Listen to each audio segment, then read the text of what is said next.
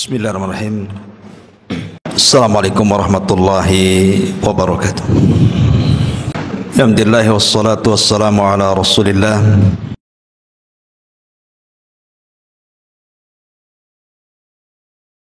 wa ala alihi wa sahbihi wa mawalah wa la hawla wa la quwata illa billahi wa ba'du. Alhamdulillah, segala puja dan puji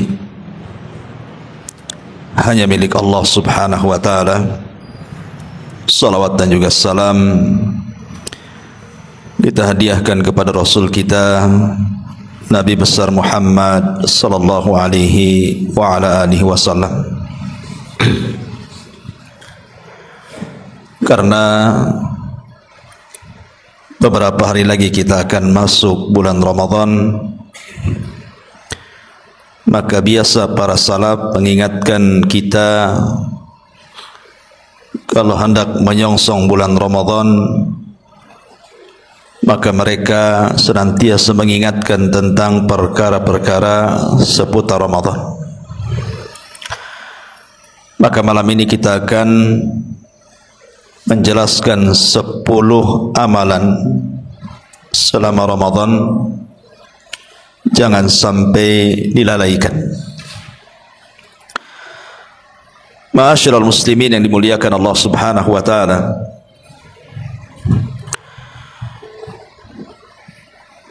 apa saja 10 amalan yang dinasihatkan para ulama yang jangan sampai seorang muslim melalaikan selama bulan Ramadan?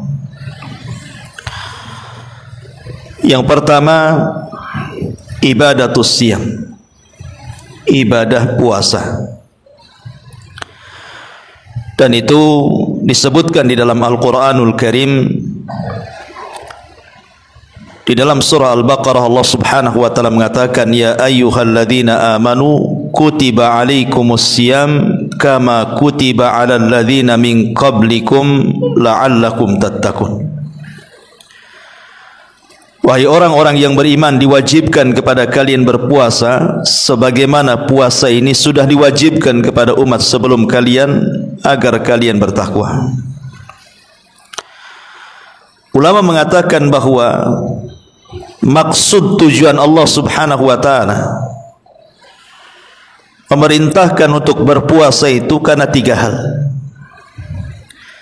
Yang pertama, mu'inun ala taqwa, berusaha dengan puasa itu membantu kita untuk menjadi hamba-hamba Allah yang bertakwa. Yang kedua, mu'inun ala syukri, menjadikan dengan puasa itu Allah subhanahu wa ta'ala hendak membantu kita menjadi hamba-hamba Allah yang bersyukur. Karena Allah subhanahu wa ta'ala ketika mengakhiri ayat seputar puasa, walitukmilul iddata walitukabbirullaha ala ma hadakum wa la'allakum tashkur, agar kalian bersyukur. Jadi tujuan puasa selain daripada membentuk takwa juga melatih kita bersyukur. Kemudian yang ketiga, karena kutubus samawat, kitab-kitab langit dari Taurat, Zabur, Injil dan juga Al-Quran itu turun di bulan Ramadan. Sebab 3 perkara inilah maka dianjurkan untuk melaksanakan puasa. Pertama, mu'inun ala taqwa, karena Allah subhanahu wa ta'ala mengatakan la'allakum tattaqun, agar kalian bertakwa. Dan ini sudah saya terangkan. Kemudian yang kedua, mu'inun ala syukri, karena puasa itu membentuk seorang hamba menjadi hamba-hamba Allah yang bersyukur. Makanya Abdullah ibn Abbas radhiyallahu anhuma ketika menceritakan kedatangan Nabi sallallahu alaihi wasallam dari Mekah ke kota Madinah, kemudian di permulaan hijrah, Nabi sallallahu alaihi wasallam melihat orang-orang Yahudi sedang berpuasa. Maka Rasul sallallahu alaihi wasallam bertanya, puasa apa ini? Maka orang-orang Yahudi mengatakan, hadza yaumun salihun, hadza yaumun najjallahu bani Israil min aduwihim fasamahu Musa syukran lillah. Orang-orang Yahudi mengatakan, ini adalah hari yang baik, ini adalah hari di mana Allah Subhanahu wa taala menyelamatkan Bani Israel dari musuh-musuhnya. Maka Musa berpuasa dalam bentuk syukur kepada Allah Subhanahu wa taala. Jadi tujuan puasa itu salah satunya adalah karena mensyukuri nikmat Allah Subhanahu wa taala. Makanya ketika Rasul sallallahu alaihi wasallam ditanya tentang puasa hari Senin, maka Rasul mengatakan, dzaka yaumun wulidtu fi. Itulah hari yang aku dilahirkan di situ. Artinya Nabi SAW bersyukur akan kelahirannya, kemudian melakukan puasa hari Senin. Kemudian yang ketiga, kitab-kitab langit. Kitab-kitab langit turun di bulan Ramadan. Dan juga Al-Quranul Karim turun di bulan Ramadan, karena Allah yang mengatakan syahru Ramadan alladhi unzila fihi Al-Quran. Bulan Ramadan, bulan diturunkan Al-Quran. Inilah tujuan penting kenapa disyariatkan puasa Ramadan. Adapun keutamaan puasa sendiri sudah ma'ruf. Salah satunya Nabi SAW mengatakan, man shama yawman fi sabilillah ba'adallahu wajhahu anin nari sab'ina kharifa. Barang siapa yang berpuasa satu hari saja di jalan Allah Subhanahu wa taala, maksudnya mengikuti perintah Allah, maka akan dijauhkan wajahnya dari api neraka sebanyak 70 musim perjalanan. Ada yang mengatakan 70 tahun perjalanan. Ini amalan yang pertama. Amalan yang kedua yang tidak boleh dilalaikan selama bulan Ramadan adalah ibadatul qiyam. Ibadah salat malam. Maksudnya di sini adalah salat at-tarawih. Salat tarawih. Disebutkan dalam sebuah hadis ketika Nabi SAW menceritakan tentang keutamaan orang yang salat tarawih bersama imam. Dari hadis Abi Dzar Al-Ghifari radhiyallahu anhu, Rasul mengatakan, man qama ma'al imami hatta yansarifa kutiba lahu qiyamul lailatin. Barang siapa yang salat tarawih, salat malam bersama imam, dan dia tidak bergerak, maksudnya tidak keluar sampai imam betul-betul selesai salat, maksudnya menyelesaikan salat dan juga witirnya, kutiba lahu qiyamul lailatin, maka dia dicatat sebagai orang yang salat malam dan menghabiskan malam-malamnya dengan salat malam. Jadi hanya semata-mata salat bersama imam tarawih sampai selesai, maka anda dicatat seolah-olah malam itu anda salat malam mulai dari awal malam sampai akhir malam.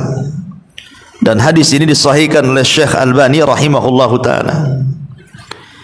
Kemudian juga hadis yang ma'ruf, man qama Ramadanan imanan wahtisaban ghufira lahu ma taqaddama min dambi. Barang siapa yang berdiri salat malam penuh dengan iman, maksudnya yakin dengan perintahnya dan juga mengharap pahalanya, maka Allah akan ampuni dosa-dosanya. Ini yang kedua. Kemudian yang ketiga yang jangan dilalaikan selama Ramadan adalah qiraatul Quran, membaca Al-Quran. Allah Subhanahu wa taala berfirman dalam surah Fatir ayat 29, innal ladzina yatsluna kitaballah wa aqamus salata wa anfaqu mimma razaqnahum sirran wa alaniyah yarjuna tijaratan lan tabur. Sesungguhnya orang-orang yang mereka membaca kitab Allah, maksudnya Al-Quran, serta mendirikan salat dan menginfakkan apa yang kami rizkikan kepada mereka, baik secara sembunyi atau terang-terangan, yarjuna tijaratan lan tabur, hakikatnya mereka sedang mengharap perniagaan dengan Allah yang tidak akan ada ruginya. Di sini salah satunya Allah mengatakan innal ladzina yatsluna kitaballah. Jadi orang yang membaca Al-Quran hakikatnya dia sedang berniaga dengan Allah yang tidak ada kerugian sama sekali. Apalagi Nabi SAW ma'ruf dalam sebuah hadis, kata Nabi SAW, man qara'a harfan min kitabillah falahul hasanatu wal hasanatu bi asyri amsalihha la aqulu alif lam mim harfun walakin alifun harfun wal lamun harfun wa mimun harfun. Barang siapa yang membaca satu huruf dalam Al-Quran, satu huruf saja, maka dia akan mendapatkan 10 kebaikan. Aku tidak katakan alif lam mim satu huruf, kata Rasul, tapi alif satu huruf, lam satu huruf, mim satu huruf. Coba Anda bisa bayangkan kalau di bulan Ramadan ini membaca surah Al-Fatihah saja. Berapa huruf tu surah Al-Fatihah itu? Dari Alhamdulillahi Rabbil Alamin, alif lam ha mim dal, lillah lam lam kemudian ha, itu berapa huruf tu? Dikalikan saja 10 kan itu. Apalagi kalau sampai kemudian selama Ramadan dihatamkan Al-Quran itu, maka berapa banyak kebaikan yang kita akan dapat. Maka jangan pernah meninggalkan qiraatul Quran, karena Al-Quran ini turun di bulan Ramadan, sehingga ibadah yang identik dengan bulan Ramadan itu adalah membaca Quran. Makanya lihat Nabi SAW di bulan Ramadan itu Jibril sampai turun. Untuk apa coba? Untuk tadarus Al-Quran bersama Rasul. Terkadang Rasul yang membaca, Jibril yang mendengarkan. Terkadang Jibril yang membaca, Rasul yang mendengarkan. Setiap Ramadan Jibril turun hanya untuk tadarus Quran bersama Nabi. Dan di akhir hayatnya Rasul sebelum wafatnya 2 kali dalam satu Ramadan. Menunjukkan apa? Bahwa bacaan Al-Quran itu adalah bacaan vital, ibadah vital di bulan Ramadan.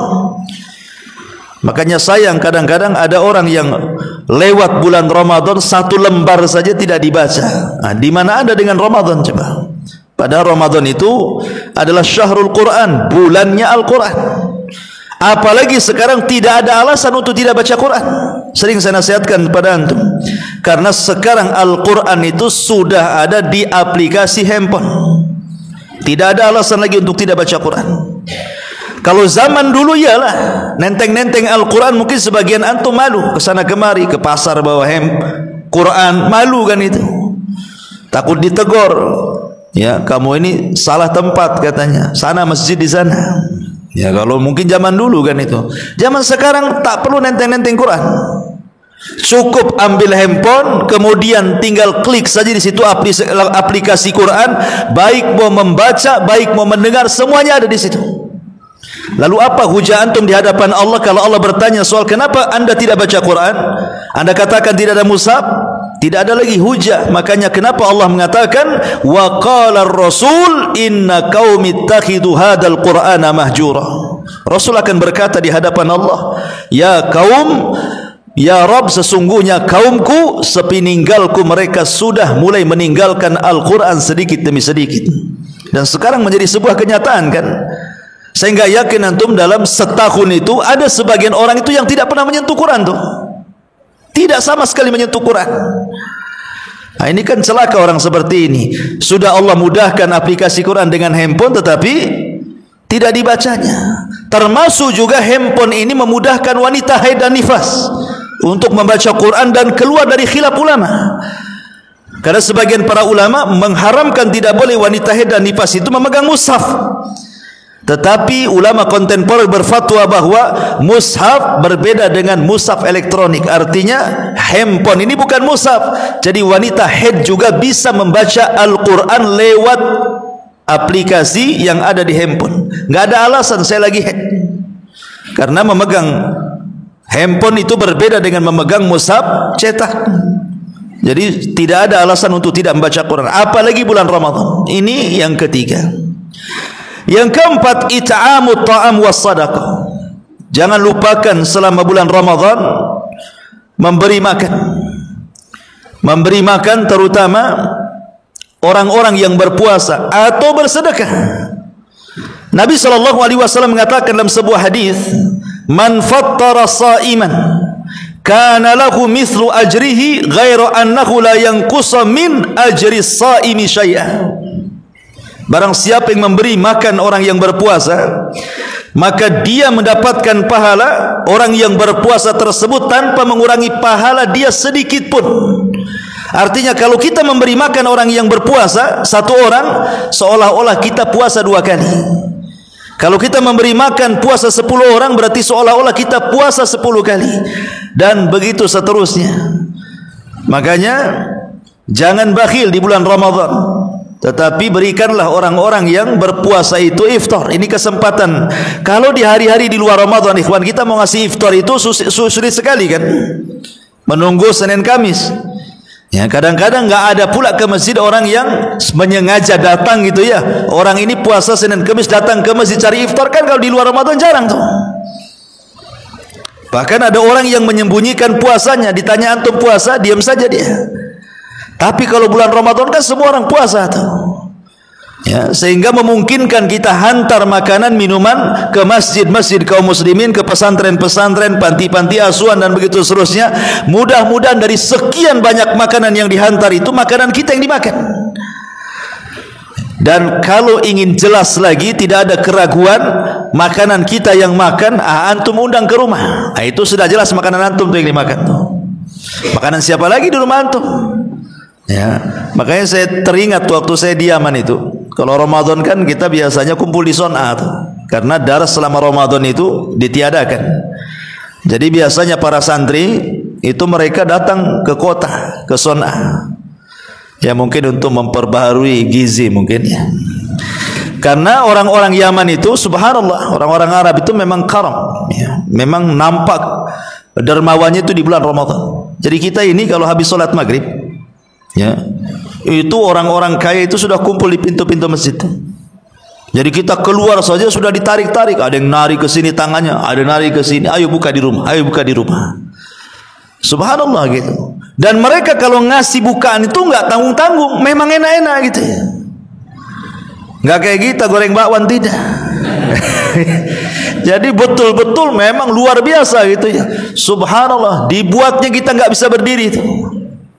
Ya, makan ini keluar, dikiranya sampai di situ makanan, rupanya datang lagi makanan yang lain, sampai betul-betul kita tidak bisa bernafas tuh. Saking karamnya orang sana itu. Ya, tak tahu ya kapan saya diundang antum nih. Taib. Bagaimana di situ Nabi SAW mengatakan man fattara sha'iman kana lahu mithlu ajri ghaira annahu la yanqusu min ajri sha'imi syai'an. Kemudian juga disebutkan oleh Ibnu Abbas radhiyallahu anhu, Rasul mengatakan, "Kana Rasul sallallahu alaihi wasallam ajwadun nas bil khairi wa kana ajwadu ma yakunu fi syahri Ramadan. Inna Jibril alaihi salam kana yalqahu fi kulli sanatin fi Ramadan hatta yansaliha ay ya'ni Jibril tula syahri yalqan nabiyya kulla lailatin fayansaliha syahra." Fayaridu alaihi Rasulullah sallallahu alaihi wasallam Al-Quran, fa idza laqiyahu Jibril kana an-nabiy sallallahu alaihi wasallam ajwadu bil khairi min rihil mursalah. Kata Ibnu Abbas radhiyallahu anhu, dia mengatakan Nabi itu adalah orang yang paling dermawan dengan kebaikan. Dan beliau lebih dermawan lagi apabila masuk Ramadan. Sudah dermawan di luar Ramadan, kalau masuk Ramadan lebih dermawan lagi. Terutama ketika Jibril alaihi salam datang kemudian tadarus Quran bersama Nabi sallallahu alaihi wasallam, maka Ibnu Abbas mengatakan saat itu Rasul lebih dermawan lagi, sampai kedermawanannya seperti angin yang menghembus, saking dermawanannya. Maka ini kesempatan, kapan lagi Ramadan, maka persiapkan sedekah dan infak terbaik selama Ramadan. Ini yang keempat. Yang kelima, qasdul masajid bil ibadati wal i'tikaf. Yang kelima, jangan pernah tinggalkan masjid selama Ramadan. Biasakan ke masjid, biasakan tinggal di masjid. Terutama 10 akhir Ramadan ada namanya ibadah i'tikaf. Karena Nabi SAW ketika bersabda soal pentingnya seseorang menjaga hati, kata Nabi SAW, "Ala wa inna fil jasadi mudghah, idza saluhat saluhal jasadu kullu wa idza fasadat fasadal jasadu kullu ala wahyal qalbu. Ingatlah, dalam badan antum itu ada segumpal daging. Kalau dia baik, memperbaiki seluruh anggota badannya. Kalau dia jahat, memperburuk seluruh anggota badannya. Itulah hati, kata Rasul. Lah, seseorang kalau masuk ke dalam masjid, kemudian lebih banyak tinggal di masjid, maka dia lebih bisa menjaga hatinya. Karena hati itu akan mudah rusak apabila di luar masjid. Karena di luar masjid ini kan banyak permainan, ikhwan. Di luar masjid ini banyak syahwat-syahwat yang ditampakkan di hadapan kita. Banyak perkara-perkara syubhat yang ada di hadapan kita. Maka yang memungkinkan kita keluar dari perkara syahwat dan juga syubhat, itu hanya masjid saja. Kalau antum masuk ke masjid, apa yang antum dilihat? Lain kalau antum masuk pasar, masuk mall, di jalan banyaklah perempuan-perempuan yang membuka aurat gitu ya. Ataupun mainan-mainan yang mempermainkan hati dan mata kita. Tetapi kalau udah masuk masjid, apa yang dilihat? Kayak di sini, nengok tiang saja lah kan begitu. Makanya memungkinkan seseorang itu untuk menyedikitkan maksiat. Maka di bulan Ramadan biasakan kalau bisa datang ke masjid. Selain daripada menunggu waktu salat, membaca Quran, berzikir dan yang lainnya, maka masjid itu satu-satunya tempat yang bisa menjaga hati kita selama Ramadan. Apalagi itikaf. Ya, kenapa sampai kemudian Nabi sallallahu alaihi wasallam mensyariatkan itikaf, dan itikaf itu hukumnya sunnah muakkadah? Karena banyak manfaat orang itikaf itu. Yang pertama, orang yang itikaf itu memungkinkan mendapatkan Lailatul Qadar. Orang yang itikaf itu memungkinkan mendapatkan Lailatul Qadar secara penuh. Ya. Yang kedua, orang i'tikaf itu bisa al-khalawatu billah. Betul-betul dia memutus hubungan dengan makhluk, dan antum merajut hubungan dengan Allah Subhanahu wa taala. Karena masjid ini kan Baitullah, rumah Allah. Ketika kita berada di masjid, seolah-olah kita sedang menyambungkan tali kita kepada Allah Subhanahu wa taala. Kemudian yang ketiga, islahul qalbi, bisa memperbaiki hati lagi sehingga tidak dilalaikan dengan perkara-perkara dunia. Karena kalau sudah di masjid, berarti kita sedang mencerai dunia dan kita sedang rujuk kepada Allah Subhanahu wa taala. Termasuk dengan i'tikaf bisa menjaga puasa. Maksudnya pahala puasa kita jaga, karena orang di masjid itu kan jauh daripada ghibah, namimah dan macamnya gitu ya. Termasuk juga bisa menyedikitkan, menyibukkan dengan perkara-perkara mubah. Makanya ini yang paling penting ya. Ibadah yang kelima adalah tinggal di masjid, kemudian i'tikaf. Kemudian yang nomor 6, luzumud doa. Jangan tinggalkan doa di bulan Ramadan. Jangan tinggalkan doa di bulan Ramadan. Makanya sering saya ulang-ulang ayat tentang kedekatan Allah Subhanahu wa taala dan ayat tentang percepatan pengabulan doa Allah kepada hambanya, itu terletak di antara ayat-ayat puasa.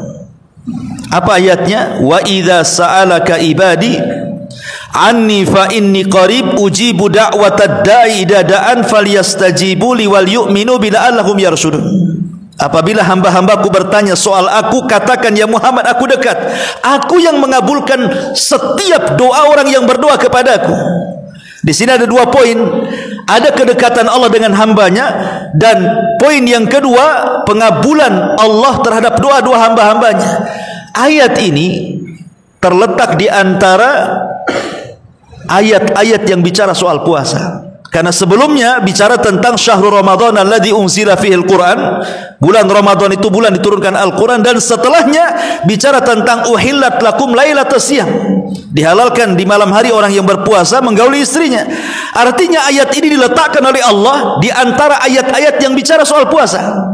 Seolah-olah kata ahli tafsir ingin menjelaskan kepada kita bahwa Ramadan adalah bulan yang sangat dekat seorang hamba dengan Allah, dan bulan di mana seorang hamba paling cepat dikabulkan setiap doa-doanya. Maka jangan tinggalkan doa-doa yang dianjurkan di bulan Ramadan. Seperti apa contohnya? Pertama, sebentar lagi nih, sekarang tanggal 28 ya, 28 Syaban ya. Belum ya, besok ya. Besok 28 Syaban lah, anggaplah kan. Lusa sudah 29, sudah pemerintah sudah melihat hilal tuh. Kalau seandainya ketika pemerintah ini melihat hilal, Otomatis kan biasanya diumumkan setelah maghrib tuh.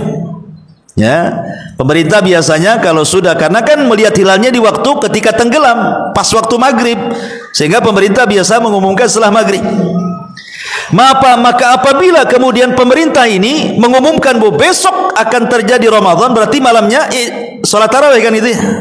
Disitulah dianjurkan berdoa, Allahumma ahillahu alaina bil amni wal iman wassalamati wal islam wat taufiq bima yuhibbu wa yarda. Ini doa yang dianjurkan Rasul. Ya Allah yang telah memperlihatkan hilal kepada kami, maka jadikan hilal Ramadan ini membawa keamanan untuk kami dan membawa keimanan untuk kami, dan membawa keselamatan untuk kami, dan membawa hidayah Islam untuk kami, dan juga membawa taufik supaya selama Ramadan kita bisa mengamalkan syariatmu sesuai dengan apa yang kau cintai dan kau ridhai. Ini doa ketika melihat hilal nih. Ya, jangan sampai ditinggalkan. Ini yang pertama. Kemudian yang kedua, doa setelah berbuka, di mana Nabi sallallahu alaihi wasallam mengajarkan dari Ibnu Umar radhiyallahu anhuma, Nabi sallallahu alaihi wasallam idza aftara, kalau dia berbuka, qala, dia mengatakan dhahabad dhama'u wabtallatil uruq wa thabatal ajru insyaallah. Berdoa, dhahabad dhama'u, telah hilang rasa haus, telah terbasahi tenggorokan, dan telah tertetapkan pahala insyaallah. Ini penting ya. Kemudian juga doa menjelang berbuka itu lebih penting juga gitu ya. 5 menit sebelum berbuka berdoa kepada Allah Subhanahu wa taala, minta dibebaskan dari api neraka. Termasuk juga doa selama Ramadan adalah doa apabila antum diberikan makanan berbuka. Umpamanya antum diundang ke rumah saya, kemudian saya kasih bukaan banyak-banyak gitu sampai kenyang. Maka antum berdoa, doakan kepada siapa? Kepada yang sudah ngasih bukaan itu. Sebagaimana dijelaskan oleh Abdullah ibn Amr ibn As radhiyallahu anhuma, aku mendengar Nabi sallallahu alaihi wasallam bersabda, apabila seseorang diberikan bukaan, maka hendaklah seseorang berkata kepada orang tersebut, aftara indakumus saimun wa akala ta'amukumul abrar wa sallat alaikumul malaikah. Telah berbuka di sisi kalian orang-orang yang berpuasa, telah makan orang-orang baik di sisi kalian, dan semoga para malaikat bersalawat kepada kalian. Ini sanadnya hasan. Kemudian ini tanda berterima kasih, tanda berterima kasih kepada orang yang ngasih iftar gitu maksudnya. Masa antum dikasih antum nggak berterima kasih? Ya, maka doa seperti itu. Termasuk juga jangan lupa apabila di 10 terakhir Ramadan juga ada doa di situ. Doa yang diajarkan untuk diperbanyak dibaca ketika 10 akhir Ramadan. Doa yang diajarkan Rasul kepada Aisyah radhiyallahu anha, Allahumma innaka afuwun tuhibbul afwa fa'fu anni. Termasuk juga ada doa kunut ya, bagi yang witir itu ada doa kunut witir. Ma'ruf ya, Allahumma hdini kalau antum sendirian salat witir, Allahumma hdini fiman hadait wa afini fiman afait wa tawallani fiman tawallait wa barik li fima atait wa qini syarra ma qadait innaka taqdi wa la yuqda alaik innahu la yadhillu man walait wa la izzu man adait tabarakta rabbana wa ta'ala. Rawahu an-Nasa'i wa Abu Daud wa sahahahu Albani. Kemudian juga doa khatmul Quran. Jadi kalau Ramadan antum menghatamkan Quran alhamdulillah 30 juz gitu ya, maka Abdullah ibn Mubarak rahimahullahu taala apabila dia menghatamkan Quran di bulan Ramadan, maka setelahnya dia mendoakan kaum muslimin, mendoakan kaum mukminin, dan dia pun mengatakan Allahumma aslih qulubana wa azil uyubana wa tawallana bil husna wa zayyina bit taqwa ila akhir doa. Ya Allah, perbaiki hati kami, hilangkan aib-aib kami, kemudian gantikan dengan kebaikan, hiasi kami dengan ketakwaan, dan begitu seterusnya. Jadi kalau Allah takdirkan hatam Quran, maka berdoa setelah itu ya. Ini amalan yang keberapa tadi? Ketujuh, keenam. Ketujuh, qasdu baitillahi bil umrah. memaksudkan datang ke Baitullah untuk menjalankan umrah, karena pahala umrah di bulan Ramadan itu beda dengan pahala umrah di luar Ramadan. Karena Rasulullah SAW mengatakan al-umratu fi Ramadan ta'dilu hajjata ma'i. Jadi umrah di bulan Ramadan itu sama dengan haji bersamaku, kata Nabi. Ya, kalau Allah takdirkan diberikan kesempatan untuk umrah di bulan Ramadan dan punya rezeki, berangkat. Karena pahala umrah di bulan Ramadan sama dengan haji bersama Nabi SAW. Kan luar biasa, ya. Kemudian juga amalan yang selanjutnya adalah qiyam Lailatul Qadri, berusaha menghidupkan malam Lailatul Qadar. Ma'asyiral muslimin yang dimuliakan Allah Azza wa Jalla, saya ingin jelaskan sedikit bahwa Ramadan ini kalau kita boleh bagi menjadi 3 bagian. Jadi ada 10 awal, ada 10 tengah, ada 10 akhir. Ramadan itu kalau kita bagi 3, 10 awal, 10 tengah, 10 akhir. Lah yang paling baik daripada 10 itu adalah 10 akhir. Karena sesuatu yang akhir itu memang biasanya lebih afdal dibandingkan yang tengah ataupun yang awal. Dalam segala hal. Saya contohkan. Kalau kita lihat umur kita manusia, umur antum lah umur saya dan umur yang lainnya. Anggap saja usia anak-anak. Usia anak-anak dari usia balita sampai 20 tahun. Kemudian dari 20 tahun sampai ke 40 tahun. Kemudian 40 tahun sampai 70 tahun. Lah usia yang matang itu dalam Al-Quran adalah ketika usia 40 tahun. Itulah yang menentukan orang itu mendapatkan taufik atau tidak, su'ul khotimah atau husnul khotimahnya. Makanya Allah Subhanahu wa taala mengatakan di dalam Al-Qur'an, hatta idza balagu asyuddahu wa balagu arba'ina sana. Ketika manusia itu sudah memiliki kebijakan dan itu di usia 40 tahun, qala rabbi auzi'ni an ashkura ni'mataka allati an'amta 'alai wa 'ala walidayya. Artinya usia yang paling baik dalam usia manusia itu ketika usia 40 tahun ke atas. Karena biasanya usia-usia seperti ini sudah tidak banyak disibukkan. Sudah pernah menikah, sudah punya anak, sudah punya pekerjaan, biasanya sudah punya rumah walaupun kontrak dan begitu seterusnya. Artinya hampir secara keseluruhan nikmat Allah itu sudah diberikan. Sehingga usia-usia seperti itu harusnya orang semakin bersyukur, semakin dekat dengan Allah. Alam ya'ni lil ladzina amanu an tahsha'a qulubuhum bi dzikrillah. Tidakkah sampai usia seperti itu untuk mengingat Allah Subhanahu wa taala? Jadi usia terbaik itu 40 tahun ke atas. Makanya Nabi diangkat jadi Nabi itu usia 40 tahun. Kan bisa saja usia 20 tahun diangkat kan supaya lebih lama dakwahnya. Tapi Allah tidak mengangkat Rasul menjadi Nabi di usia itu, tapi menunggu usia 40 tahun. Karena itu usia bijak-bijaknya orang, ya. Ini kalau kita usia. Atau kalau kita cerita tentang bulan dalam setahun lah, kita bagi 3 kan. Mulai daripada Muharram, kemudian Safar, Rabiul Awal, Rabiul Akhir, Jumadil Awal, Jumadil Akhir, Rajab, Sya'ban, Ramadan, kemudian Syawal, Dzulqa'dah, Dzulhijjah. Ya. Kita bagi 3 umpamanya kan. Kita bagi umpamanya 4. Mulai daripada Safar, Muharram, Safar, Rabiul Awal, Rabiul Akhir. Berarti ini permulaan bulan, permulaan tahun. Kemudian pertengahan tahun diambil dari Jumadil Awal, Jumadil Akhir, Rajab, Sya'ban. Ya. Kemudian 4 bulan terakhirnya mulai dari Ramadan, Syawal, Dzulqa'dah, Dzulhijjah. Mana yang lebih baik? Yang lebih baik yang akhir. Ramadan, Syawal, Dzulqa'dah, Dzulhijjah ini terkumpul Asyurul Hurum dan bulan Ramadan. Asyurul Hurum dimulai dari kapan? Dzulqa'dah itu Asyurul Hurum, Dzulhijjah Asyurul Hurum. Kemudian Syawal juga ada puasa 6 hari bulan Syawal. Kemudian Ramadan adalah sayyidu syuhur, pemimpinnya bulan-bulan. Dalam setahun juga yang akhir-akhir itu yang lebih baik gitu ya. Atau kalau seandainya kita cerita siang atau malam, akhir siang dan akhir malam itu paling baik. Akhir siang apa? Asar ke maghrib. Akhir malam sepertiga malam akhir sampai subuh kan? Semua terbaik. Ya. Karena asar itu salat wusta. Salat wusta, salat terbaik. Disitulah akhir daripada catatan anak Adam diangkat oleh Allah Subhanahu wa taala di waktu asar. Adapun sepertiga malam akhir Allah turun ke langit dunia. Kemudian menawarkan kekuasaannya, siapa yang berdoa aku kabulkan, siapa yang minta aku kasih, siapa yang minta ampun ku ampuni. Sesuatu yang sifatnya akhir itu biasanya baik. Maka Ramadan juga sama. Ada awal Ramadan, ada tengah Ramadan, ada akhir Ramadan. Maka yang terakhir itulah yang baik.